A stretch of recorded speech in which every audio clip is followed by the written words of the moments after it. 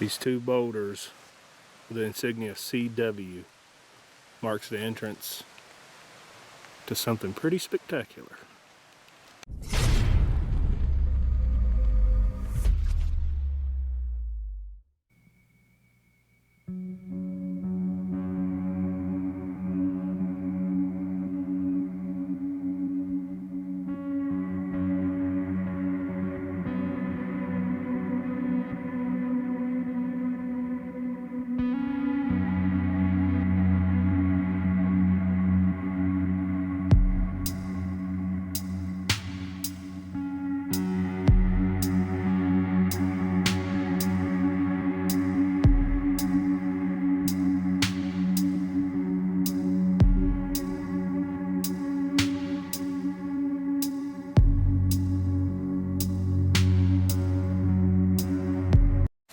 I'm taking higher ground because the road is flooded and Tim went knee deep in water already.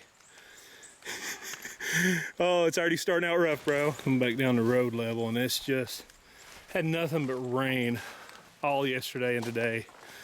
And it's still kind of drizzling. So you can see it's just nasty. Our feet are soaked already. All right, now we got to cross a creek. Try not to get super saturated.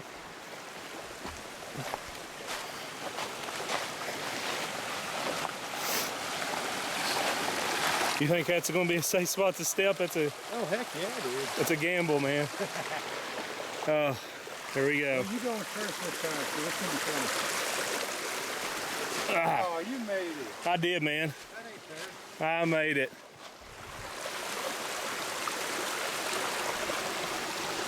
Okay, look how beautiful it is back here. Hold on, I want to let them hear the sound of that water for a second.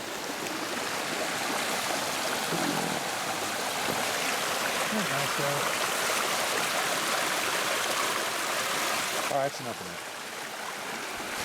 that. I am definitely soggy from the knee down. Continue on. It looks like they've had a fire here. Kind of recent, within the last few years maybe. There's a big mud puddle here. It's a rotten decay. Yeah. We've elected to take the wooded route over the flooded, nasty, muddy road trail here. Hopefully we won't get lost.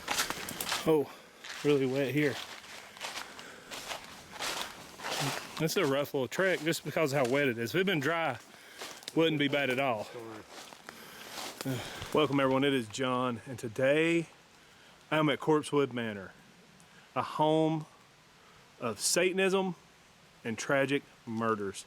And guys, we're gonna check this place out. Now the story of Corpsewood begins with Dr. Scudder.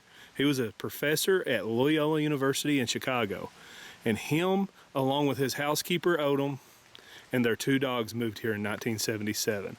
Now it did take them 2 years to build the house. But Odom was not just his housekeeper. He was Scudder's lover. They were boyfriends, and living in a big city back in the 70s, it was not okay to be openly gay. So they wanted to get away from it and be somewhere where they can have their privacy and do their own thing. So they moved here to the middle of nowhere in Georgia. It took them 2 years to build this house. It has been known as Corpsewood Manor. So they lived within these walls here. This is the ruins. You can see this is a little area over here. It had another floor to it above. Presumably their bedrooms were upstairs. This is probably their kitchen area or living room, and same over here, kitchen or living room. And here's the remnants of a old spiral staircase, which would have been really cool to see. Now back here is two structures. Now this one is the most interesting. This is known as the Pink Room. Now this, you got to understand, when Scudder moved here, he brought some souvenirs with him. He brought 12,000 doses of LSD as well as 2 human skulls. Now where the skulls fit in is he was a known member of the Church of Satan, so he practiced in the occult. So that is a well-known fact about Dr. Scudder. Now the Pink Room is interesting because this is where they would have their drug-fueled sex parties.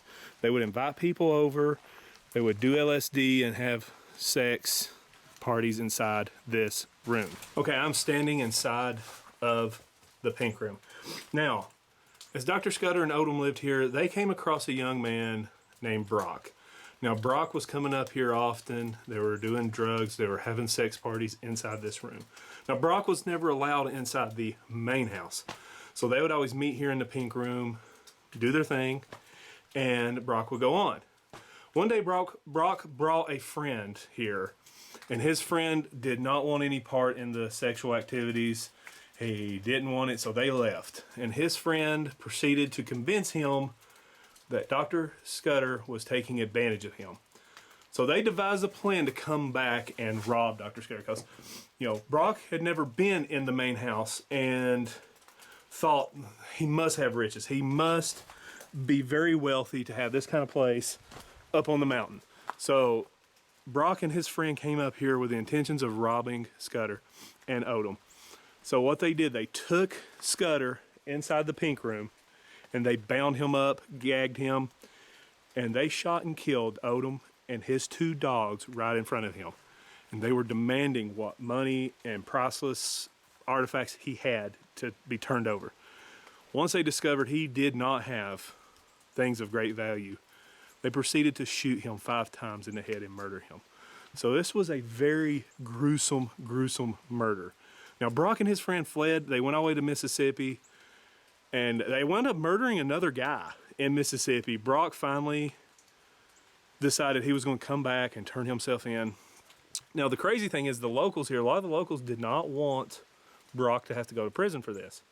So they said that, you know, they basically made claims that he had been manipulated, he was possessed with a demon, and that all caused this to happen. But one of the famous things about this is Scudder sat in that chair and uttered his famous last words were, "I had this coming," before he was shot 5 times in the head and murdered. But that is the story of Corpsewood Manor, a very, very creepy place. We're gonna walk around a little bit more. This is another small building in the backyard adjacent from the pink room. At first I thought maybe this was where they stored foods and stuff, but after looking here and noticing that, this was where their toilet was. So, haunted, evil toilet room. Someone has lost their blouse. Just behind the toilet house is the septic tank. Ooh, there was poopy in there. There's a breaking the shell lurking around.